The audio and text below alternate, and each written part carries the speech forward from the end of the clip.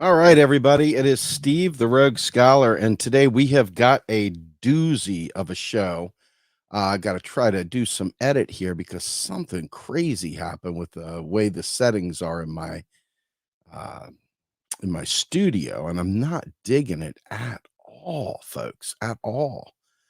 We got this situation where the freaking video is clipped in, and that is just not going to get it done.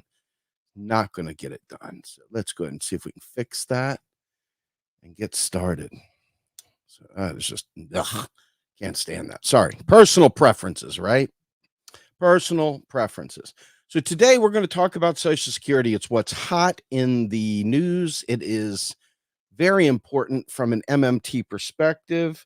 You can't get much more of a test case for understanding the way the economy works or for how federal financing works than the test case of Social Security.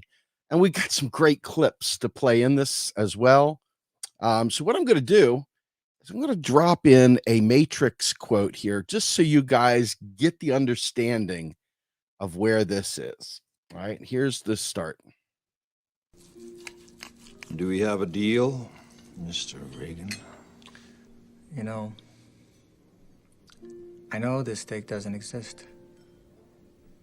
I know that when I put it in my mouth, the Matrix is telling my brain that it is juicy and delicious. After 9 years, you know what I realize?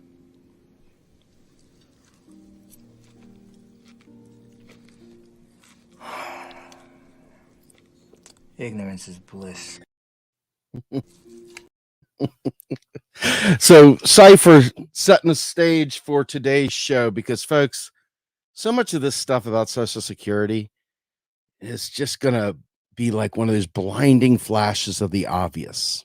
Okay. It's going to be a blinding flash of the obvious. And Social Security is under major attack right now and has been under attack for a very, very, very, very, very long time. You might remember this coming exchange that Bernie Sanders had with Jolton Joe Biden. Let's go ahead and watch it. Let me ask you a question, Joe. Yeah. You're right here with me. Yeah. Have you been on the floor of the Senate? You were in the Senate for a few years. Yeah. Time and time again, talking about the necessity, with pride, about cutting Social Security, cutting Medicare, cutting veterans programs. No. You never said that. No. When I argued that we should freeze federal spending, I meant Social Security as well. I meant Medicare and Medicaid. I meant veterans benefits. I meant every single solitary thing in the government. Look, here's the deal. You're an honest guy. Why don't you just tell the truth here? We all make mistakes. I am telling the truth. And I not only tried it once, I tried it twice, I tried it a third time, and I tried it a fourth time. Joe, let me repeat it again. I want you just to be straight with the American people. I am saying that you have been on the floor of the Senate time and time again talking about the need to cut Social Security, Medicare, and veterans programs. Is that true or is that not true? No, it's not true. That is not true? That is not true. I meant veterans benefits. I meant every single solitary thing in the government. Everything was on the table. I did not support any of those cuts in Social Security or in veterans benefits. Whoa. Everything was on the table. All right, you're right. You just said it, including, in your judgment, cuts to Social Security and veterans. In order to get the kinds of changes we need on other things related. Joe, then but we did not cut it. I know, because people like me helped stop that. All that I would say to the American people, go to YouTube. It's all over the place.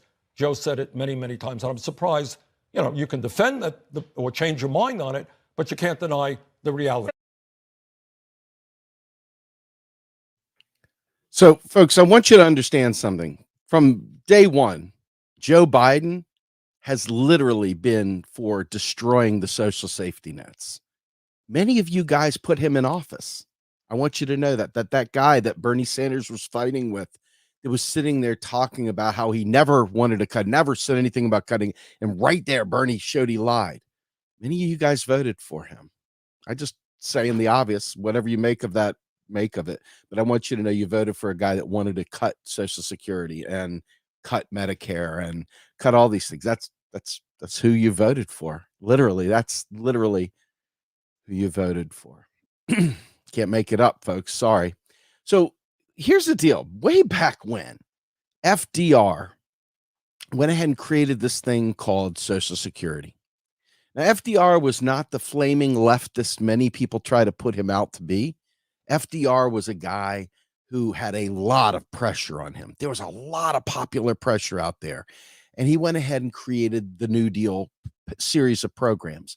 One of them was Social Security. And as part of his attempt to create this Social Security framework, he decided that he would create a pay for, the skin in the game. And that's where FICA comes in, FICA taxes. All right. And so FICA taxes were to be administered, if you will, by the Social Security Trust Fund. Okay. The Social Security Trust Fund is a giant nothing burger. It's a giant spreadsheet, basically. And what is given to the spreadsheet is authority to make payments. Okay. So it is the authorized payer of payments. Now, I want you to understand something. I wish I could draw this out, and pretty soon I will be able to draw this out. I've got a special camera where I'll be able to do some of these things. But what I want you to understand is this. When a tax comes in, it's kind of like going to a turnstile, or if you're driving on the road and you see those roadway trackers that tell you how many cars have gone through, right? Little things that just boom, boom, boom. Yep, another car, another car, another car, right? That's kind of what you get, if you will, with Social Security Trust Fund. Okay. What it does is says, yep, they paid a tax. Yep, they paid a tax. It just says, yep, yep, yep. It's like a record, like a keystroke, right? How many people came to the concert tonight? Well, we have 450 tickets received today. Okay. So did 450 tickets literally fund the show? No, right? It doesn't matter how many people showed up or paid into it. The fact is the show will go on. But the way that the Social Security law was written, it was written that when they take that recorded stroke, yep, you put a buck in, yep, you put another buck in, yep, you put a buck in. And every year you get a record of all the bucks that it took a note of that you paid, right? But those bucks are deleted just like every other federal tax. Just like every other federal tax.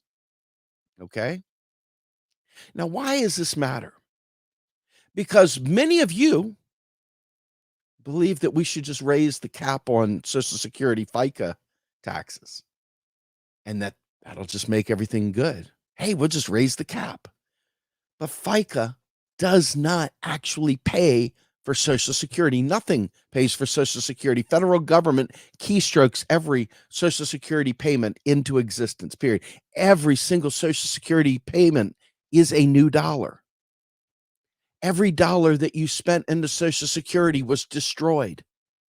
It's just a tally stick. It's just a marker. It's just yep, you went through the turnstile. Yep, you went through the turnstile. Yep, you went through the turnstile, and nothing more than that.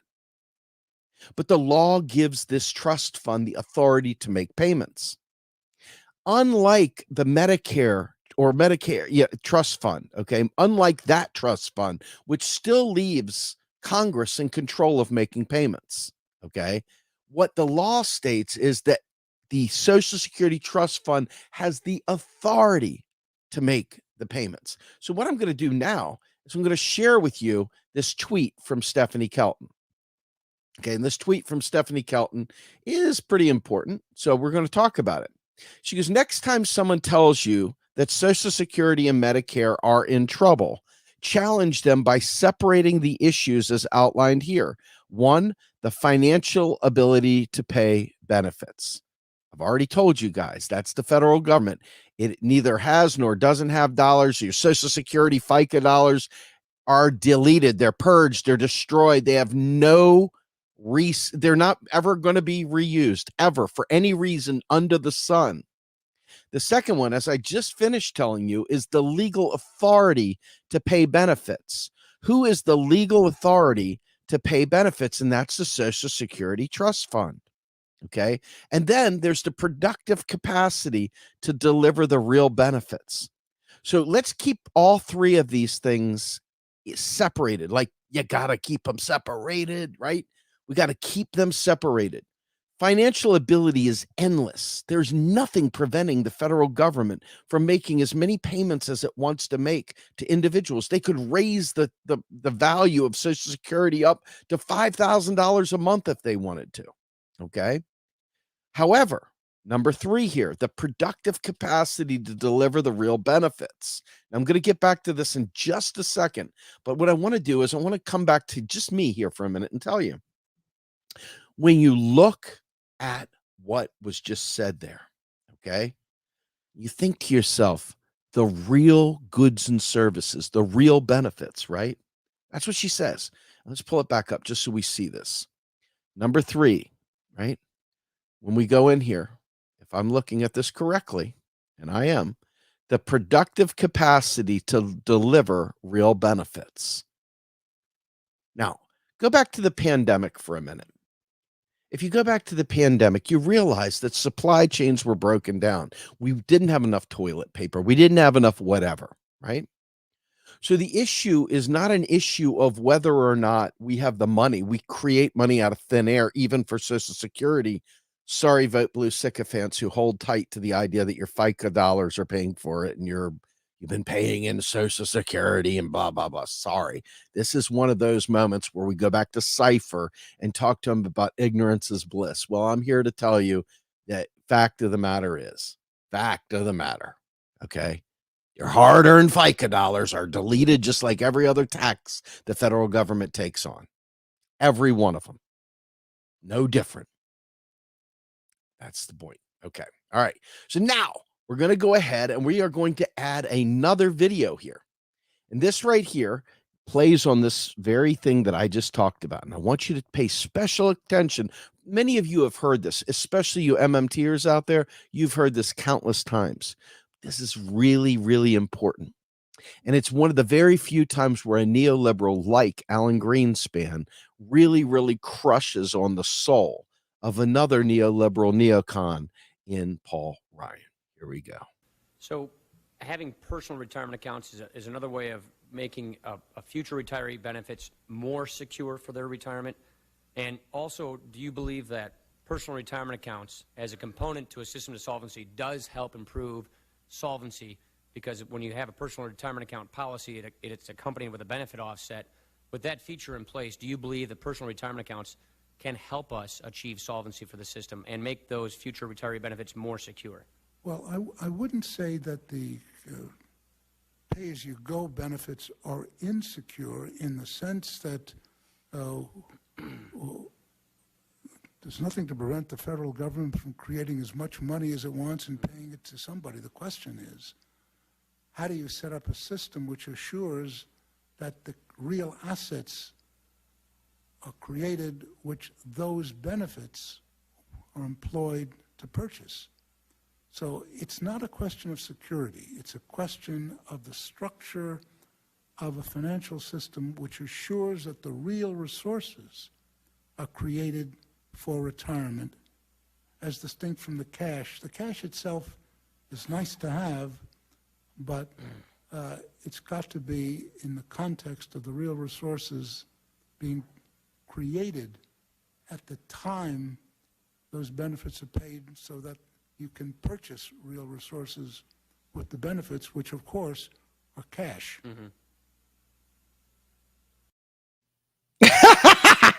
Okay, guys, have a little bit of fun at Paul Ryan's expense there. The fact is that once again, Alan Greenspan just told you flat out, there's nothing preventing the federal government from spending as much money as it needs to. There's nothing insolvent about Social Security. You just have this crazy little line item in the law that says the authority for Social Security payments comes from the trust fund. But the trust fund doesn't have money in it. It's a spreadsheet. Because as I've stated before, federal taxes, including FICA taxes, are literally deleted. Okay? So all this hand-wringing that goes on, how do you make people understand? Well, we're going to play one more video here real quick. And this one is a current one from The Lever. David Sirota took it. Now, mind you, there's some issues with this, but I'm going to let you hear it anyway. Here we go. The question for you this morning, should Social Security be cut? A historic offer on Social Security. We have learned overnight that President Obama is reaching out to Republicans. He is offering a new budget proposal that could include cuts in all the major entitlement programs, including Social Security. And I'm committed to working with anyone, Democrat or Republican, who wants to strengthen Social Security. The last time there was a midterm disaster for the Democrats, when Joe Biden was vice president, the Obama administration pushed forward with a commission to try to cut Social Security, to try to show its bipartisan bona fides. The president does deserve credit for challenging his party on entitlements. In 2008, candidate Obama vowed he would not cut Social Security. John McCain's campaign has gone even further, suggesting that the best answer for the growing pressures on Social Security might be to cut cost of living adjustments or raise the retirement age. Now, let me be clear, I will not do either. I do not believe that we need to cut benefits. The president bit the bullet, proposing cost of living adjustments to Social Security. Essentially what the president will propose is less generous cost of living adjustments. That's the inflation adjustment recipients on a fixed income receive every year. It would reduce future benefits to Social Security recipients, military veterans, and civilian federal employees. You can imagine a situation where after a bad midterm election, Joe Biden, a guy who has pushed for Social Security and Medicare cuts for most of his adult life. I not only tried it once, I tried it twice, I tried it a third time, and I tried it a fourth time. You can imagine him saying, look, I got to move to the quote-unquote center. People like Lindsey Graham want to cut Social Security and Medicare, and here I am. That's what we're going to do. I believe that both sides can come together to begin to embrace those savings and manage down the debt and deficit. Social Security has nothing to do with the deficit. Social Security is totally funded by the payroll tax levied on employer and employee. The question is, at what point can we have a serious conversation about Medicare, a serious conversation about Social Security?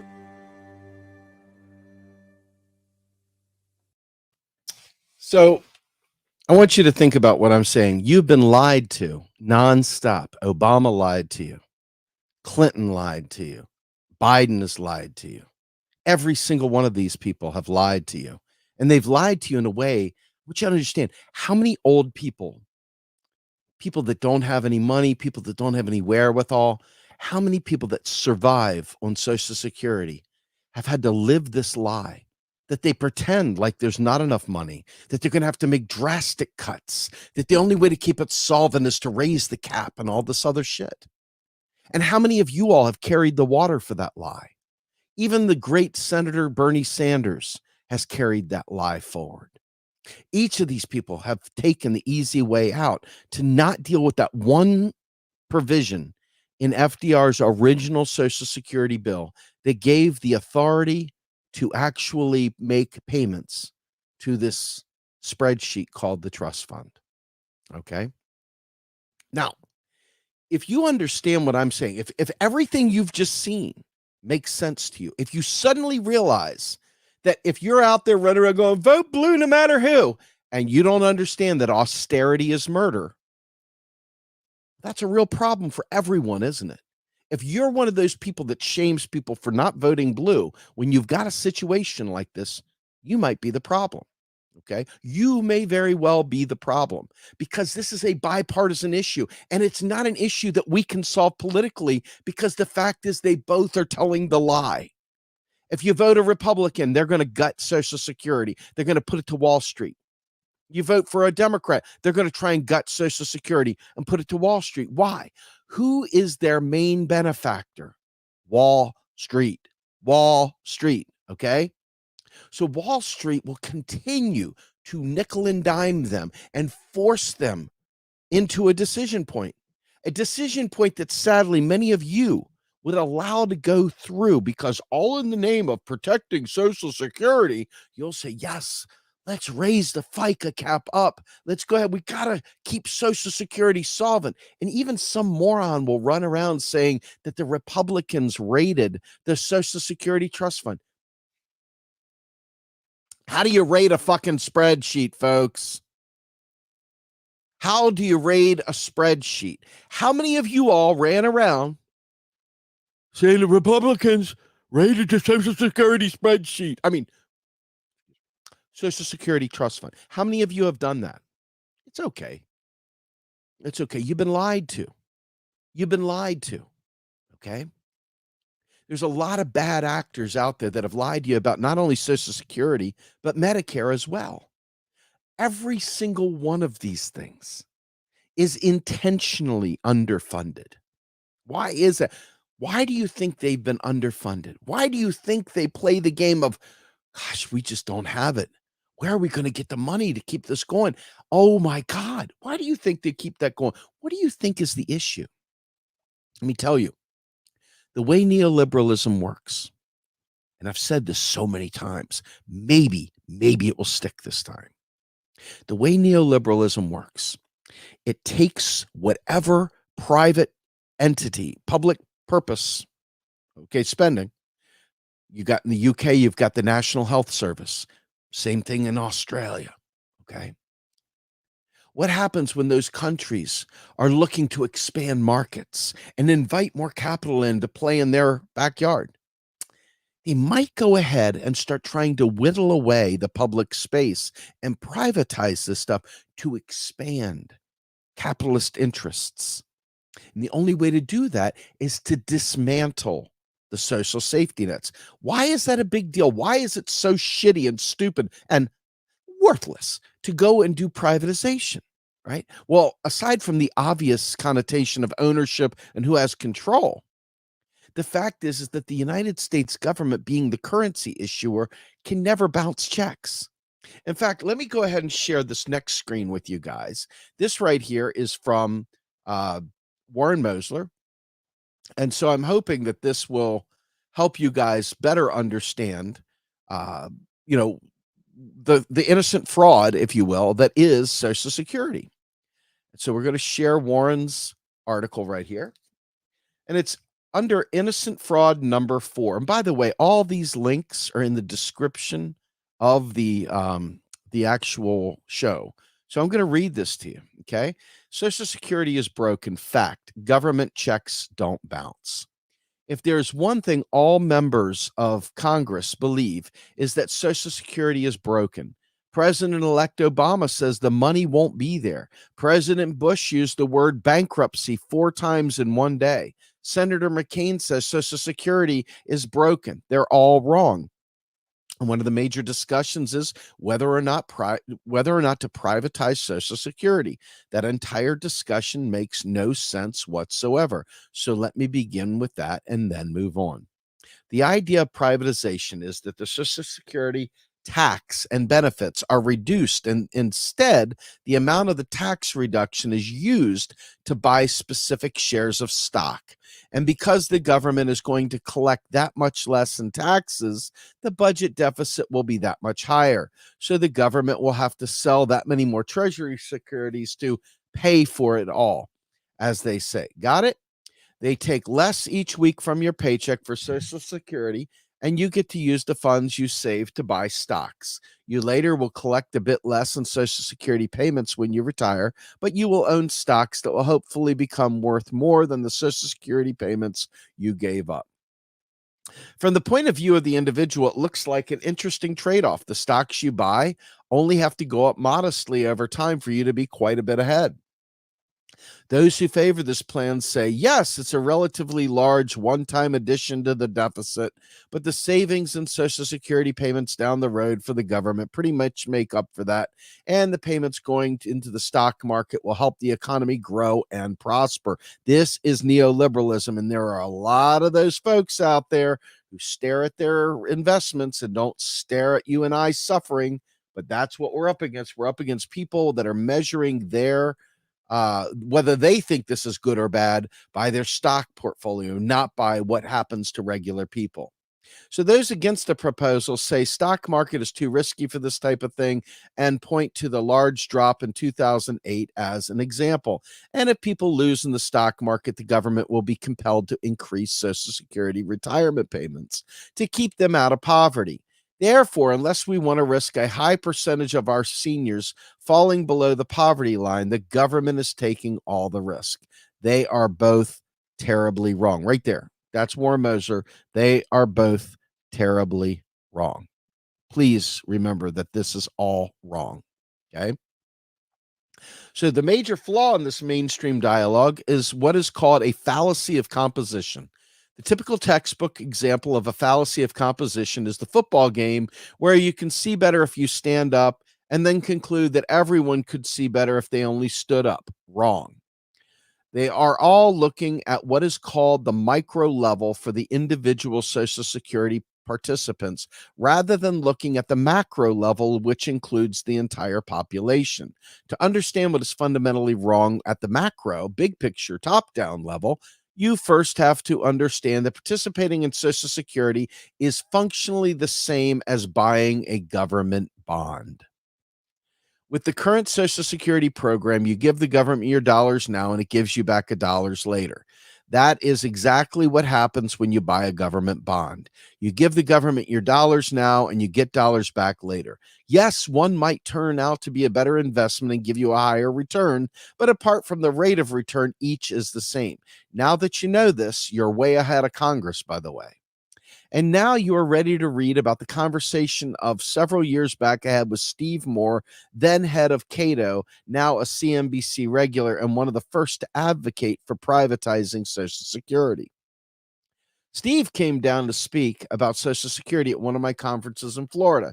He gave his talk that went much like I just stated. By letting people put their money in the stock market rather than making Social Security payments, they will be better off over time. And when they retire, and the one-time increase in government budget deficit will be both well worth it and probably paid down over time in the expansion to follow, as all that money going into stocks will help the economy grow and prosper. At that point, I led off the question and answer session, me. Steve, giving the government money now in the form of Social Security taxes and getting it back later is functionally the same as buying a government bond, where you give the government money now and it gives it back to you later. The only difference is the return. Steve, okay, but with government, you should get a higher return than with Social Security, which only pays back at 2% interest. Social Security is a bad investment for individuals. Me, okay, I'll get to the investment aspect later, but let me continue. Under your privatization proposal, the government would reduce Social Security payments and the employees would put that money into the stock market. Steve, yes, about 100 per month and only into approved high quality stocks. Me, okay. And the U.S. Treasury would have to issue and sell additional securities to cover the reduced revenues. Steve, yes. And it would also be reducing Social Security payments down the road. Me, right. So to continue with my point, the employees buying the stock buy them from someone else. So all the stocks do is change hands. No new money goes into the economy. Steve, right. Me. And the people who sold the stock have the money from the sale, which is the money that buys the government bonds. Steve, yes, you can think of it that way. Me. So what happened is the employees stopped buying into Social Security, which we agree is functionally the same as a government bond, and instead bought stocks. And other people sold their stocks and bought the newly issued government bonds. So looking at it from the macro level, nothing of substance has changed. All that has happened is some stocks changed hands and some bonds changed hands. Total stocks outstanding, total bonds outstanding, if you count Social Security as a bond, remained about the same. And so this should have no influence on the economy or total savings or anything else apart from generating transaction costs. Steve, yes, I suppose you can look at it that way, but I look at it as privatizing. I look at it as privatizing, and I believe people can invest their money better than government can. Okay, but you agree the amount of stocks held by the public hasn't changed. So with this proposal, nothing changes for the economy as a whole. Steve, but it does change things for Social Security participants. Me, yes, with exactly the opposite change for others. And none of this has even been discussed by Congress or any mainstream economists. It seems you have an ideological bias toward privatization rhetoric rather than the substance of the proposal. Steve, I like it because I believe in privatization. I believe you can invest your money better than government can. I'll let Steve have the last word here. The proposal in no way changes the number of shares of stock or which stocks that the American public would hold for investment. So at the macro level, it is not the case of allowing the nation to invest better than the government can. And Steve knows that, but it doesn't matter. And he continues to peddle the same illogical story that he knows is illogical. And he gets no criticism from the media apart from the discussion as to whether stocks are better investment than Social Security and whether the bonds the government has to sell will take away savings that could be used for investment, and whether the government risks its solvency by going even deeper into debt.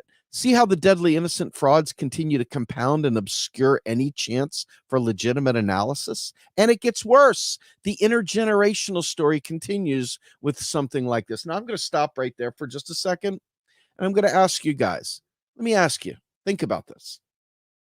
How many people out there actually believe that the government should privatize public services? Anybody that's a progressive that thinks that is really, really, really not a progressive. Now, I want you to think about this.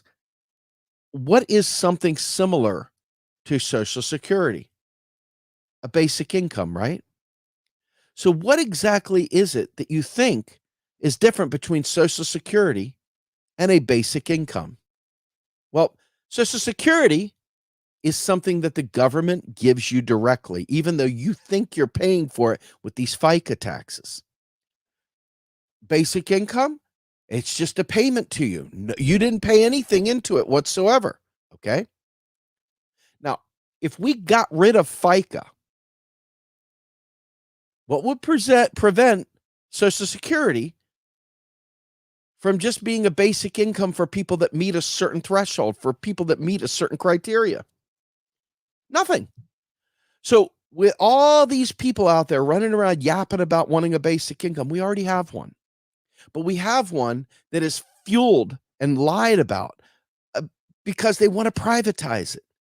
The reason they want to privatize it is because that's what neoliberalism does. That's how you expand markets. Okay? That's how you expand markets, by eliminating the public and turning it to private. That's a new market. Now we've created one. Okay? But none of this is necessary. So a basic income falls back into that story that you had with Alan Greenspan and Paul Ryan. What did Alan Greenspan say? He said nothing prevents the federal government, nothing, from actually creating enough money to pay whatever you want to pay for a Social Security payment. Nothing prevents it.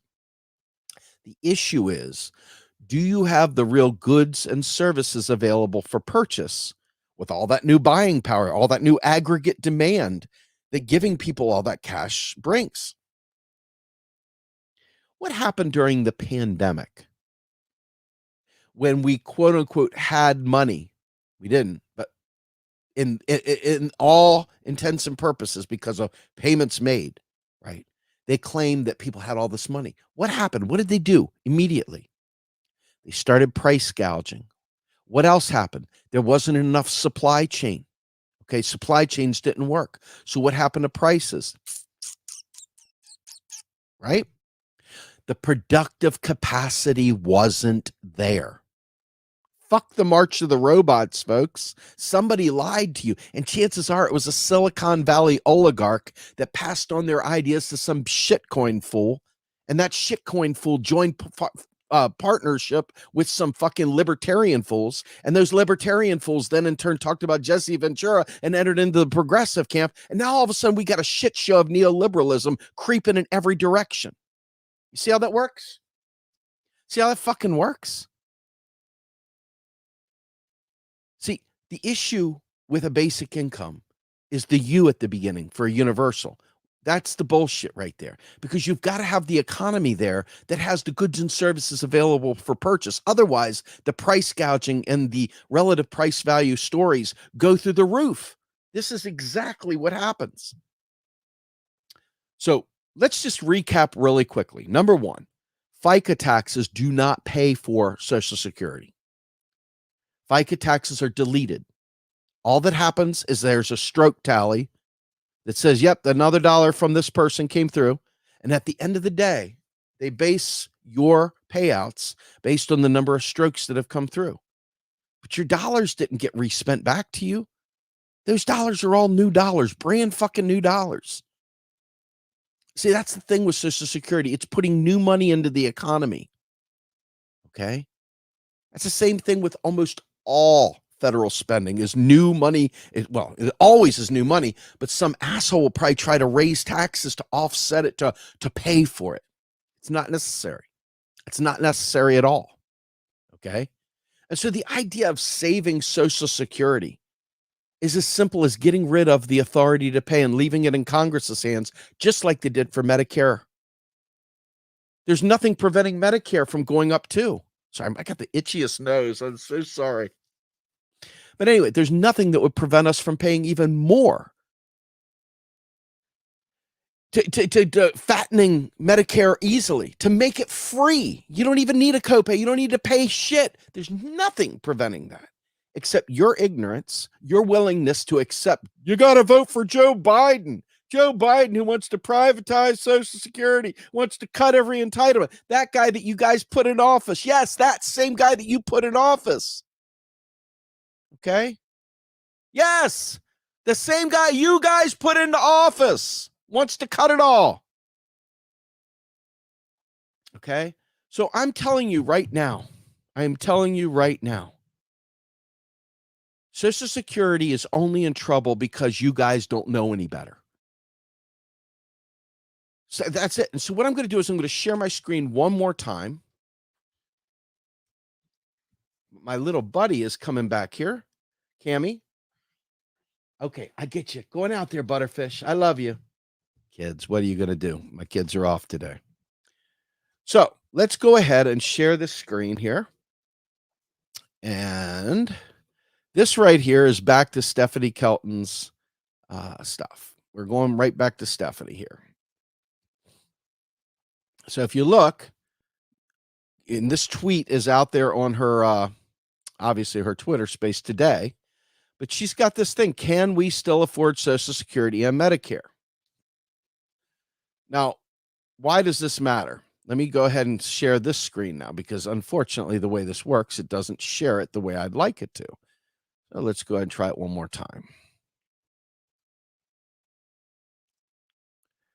And this is from Stephanie Kelton's Substack called The Lens. Okay.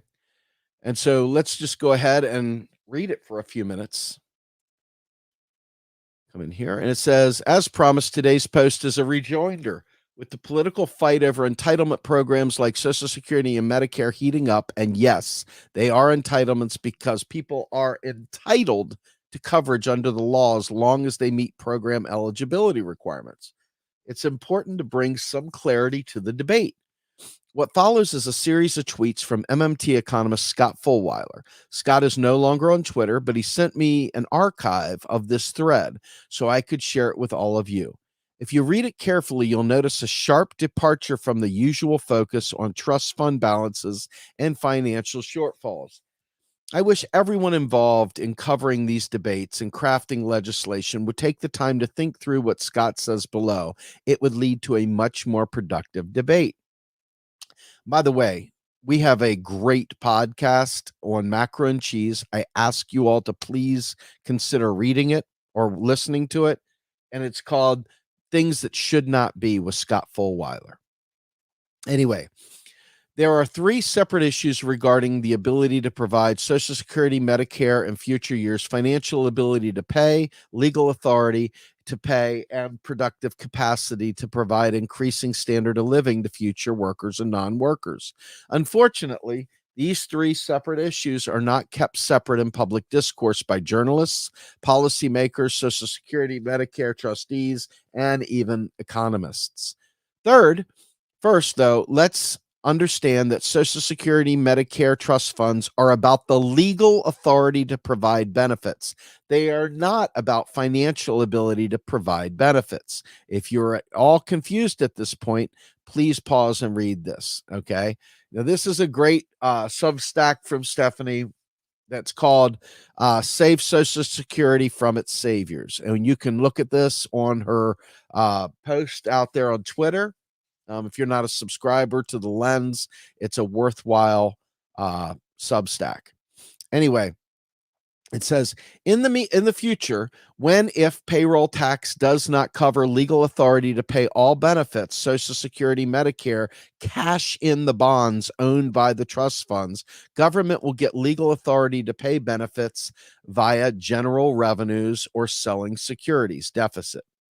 But this is exactly what government would do without trust funds. Get legal authority to pay benefits beyond payroll tax revenues, either from general revenues or selling securities deficit. Because government does same thing with or without trust funds do not provide financial ability to pay, only legal ability. But just as sufficient balances in trust funds provides no financial ability to pay a shortfall, is not a legitimate argument against financial ability to pay.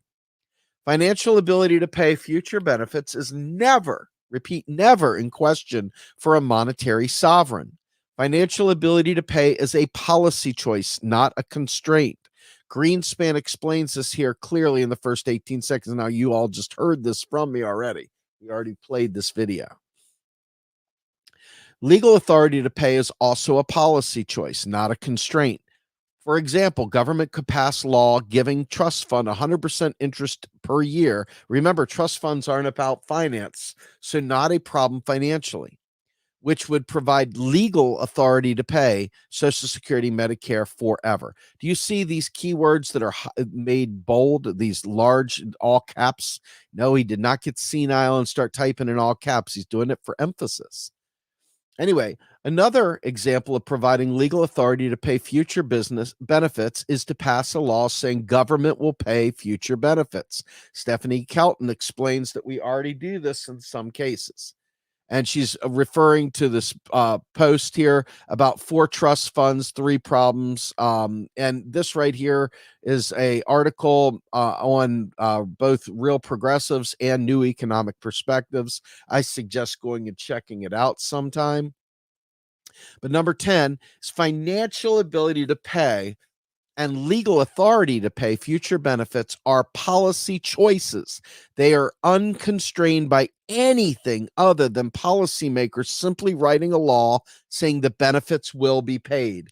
Anyone who says otherwise is muddling the 3 separate issues. However, ability to provide future standards of living to retirees and the rest of the population without cutting benefits is a constraint.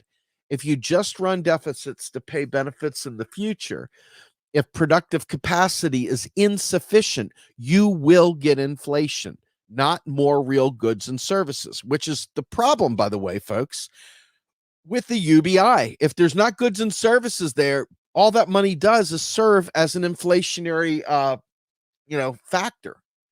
And he says, Greenspan again explains this clearly starting at 45 seconds. Again, same video that I have linked into the show notes here.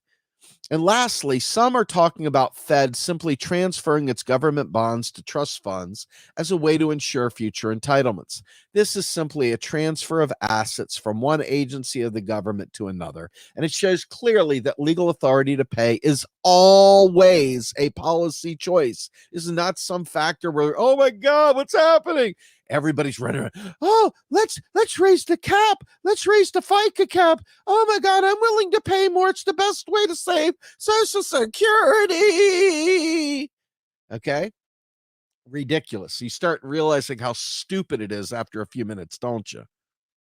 Anyway, he says, but Fed transfer of its securities doesn't work under current law because to debit Fed assets, you have to debit Fed capital equity. Now, this is a little wonky, but it's okay. Fed is legally required to send its retained earnings to the Treasury. This is why every time the Fed has a quote-unquote profit, you see them return every penny of it to the Treasury, minus their operating expenses.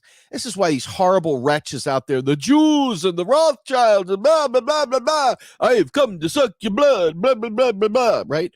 these guys run around saying stupid, moronic stuff about the Federal Reserve, stuff so moronic it's barely human. It's barely human to say the things they say. Barely human. So if the Fed transfers its security and debits its capital under current law, this would increase current and future government deficits by the same amount until Fed's capital was built back up. Of course, yet again, you could simply change the law, do some creative accounting on the Fed's balance sheet for this debit of assets and capital. So again, legal authority to pay is a policy choice. In sum, always remember that government ability to legal authority and financial ability to pay benefits are not constraints. They are choices, right? They are choices. Choices. Okay? So I want you to pay attention to this because it's super freaking important, right? Super, super, super duper important. And it's kind of mind-blowing the more you think about it. Quite frankly, it's really mind-blowing in the end that we can't get our head wrapped around the fact that FICA isn't a tax that's paying for anything.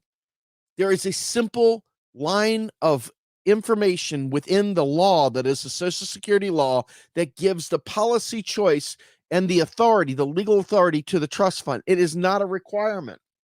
Okay, not a requirement. The only actual hard constraint on future entitlements is productive capacity, aka supply chains, aka do we have the goods and services, aka this is why dumbos that push for this UBI crap instead of universal basic services, as usual, are the ones that should be listening, not speaking. They should be listening, not speaking. Okay? Thus, it is not useful for informed policy debates to have the CBO and SS Medicare trustees to forecast solvency of trust funds in the manner they do now. However, it would be useful for them to say, our analysis shows that government has chosen not to legally fund these programs in full after 20XX. If it chooses to do so without taxes or spending cuts, given assumptions in our econ model, we forecast inflation to be X. The bottom line is that the MMT lens forces us to acknowledge that the federal government always has the financial ability to pay benefits to healthcare providers, future retirees, dependents, and the disabled. Sustaining these programs can never be about financial affordability. Any impediment that was written into the authorizing legislation, e.g. trust fund balances, can always be resolved by modifying the legislative text. It is always a policy choice. What matters, as MMT emphasized from the very fucking beginning, are real resource constraints and productive capacity. And here's a video of Stefan. Now, mind you, it's 13 minutes and 51 seconds. If you want to check this out, it's definitely worth your time. All right. So, folks, this is my talk about Social Security and the trust funds. There is absolutely nothing preventing it other than Congress lying to you repeatedly, and then sadly, people that are sycophants, and they're the kind of sycophants that still fantasize about politicians being good people, and they celebrate these people, and they protect these people, and these people that are killing you and I. They literally, it's weird how perverse and devoted they are to politicians that lied to them. The perversion must end. We have got to shatter the myth, shatter the lie that Social Security is something you pay for, you paid into, and therefore it's a lie. It's just another fucking tax. It's just another tax that's deleted. The ability to pay is what is written in the code, and it points to the trust fund. Trust fund's a spreadsheet, not a fucking financial fund. Do you get this? If you get it, never, ever forget it, because we have got a war coming at us. Many of you all have allowed these libertarian, fake progressive outlets, we're the new left, and they're out there actively advancing actively advancing privatization schemes, actively giving air cover to fascists, actively giving air cover to neoliberalism, and all the while, 1,000 live viewers watching them do stupid shit with Cynthia McKinney and other people that don't understand any of this financial shit at all. Zero. But there's 1,000 fucking people listening to them. 1,000 fucking people listening to him, wrecking society, destroying any chance of us moving forward. And that you will be the asshole because you'll be the guy that comes into their chats and tells them that, hey, this shit about FICA is a lie. This is what we're up against, folks. We can't fight the man because the people in our space are busy carrying the man's water with the lies about FICA, with the lies about Social Security being insolvent. It's time for us to be better and to fight back and to not just purge this information from our brains, but to keep it right there at our fingertips and force change. I'm Steve Grumbine with the Rogue Scholar, folks, and I am out of here.